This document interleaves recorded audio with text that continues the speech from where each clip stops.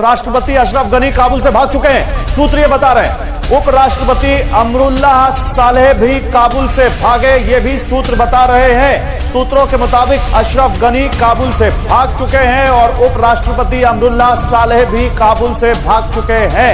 तो अशरफ गनी जो अभी थोड़ी देर पहले जिनकी तस्वीरें आई थी तालिबानियों का स्वागत करते हैं, सोर्सेज ये कह रहे हैं अशरफ गनी को सेफ पैसेज मिल चुका है और वो अफगानिस्तान से भाग चुके हैं। उपराष्ट्रपति भी अफगानिस्तान से भाग चुके हैं। अभी मैंने एक ट्वीट देखा टोलो न्यूज का, जो कि अफगान मीडिया का एक बड़ा चैनल है, उनका ट्वीट यह कहता है कि हामिद करजई जो कि पूर्व राष्ट्रपति हैं, उन्होंने कहा कि मैं रहूंगा, मैं कहीं नहीं जाऊंगा। तो शायद ये लग रहा था कि जो अफगानिस्तान के बड़े नेता हैं वो अफगानिस्तान में रहकर तालिबान से बातचीत करके एक बीच का रास्ता निकालने की कोशिश करें या कुछ वहां पर डायलॉग प्रोसेस आगे बढ़ाएं।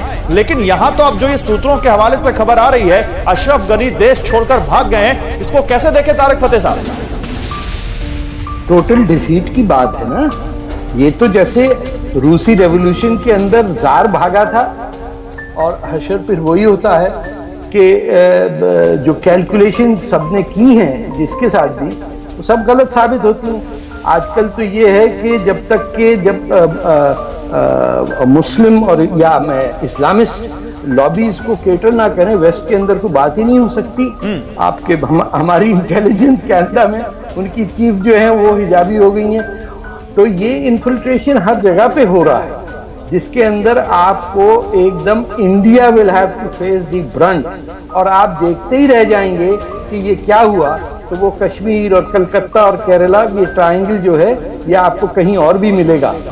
जो आप इस वक्त कर सकते थे, जो कि बलूचिस्तान में आजादी की जंग लड़ रहे थे या पाकिस्तान में पश्तून जो पीटीएम के अंदर जेलों में बंद पड़े हुए जिस पे खामोश हैं सब, आप वहां बताइए। लेकिन तारिक फतेह साहब लोग तो ये भी कह रहे हैं कि तहरीक तालिबान पाकिस्तान से भी तो खतरा है पाकिस्तान को।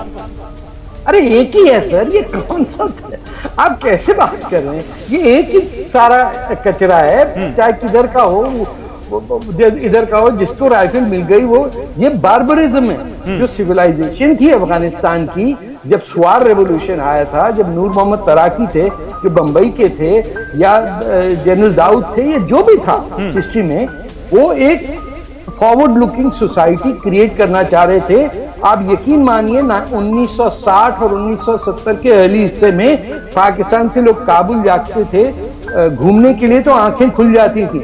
इतना साफ सुथरे शहर, बच्चों ने सब ने यूनिफॉर्म पहनी हुई, इट लुक। और वो आपको याद होगा अगर या पढ़ा होगा, हिपी ट्रेल की जगह थी, वहां फॉरेनर्स आके रुकते थे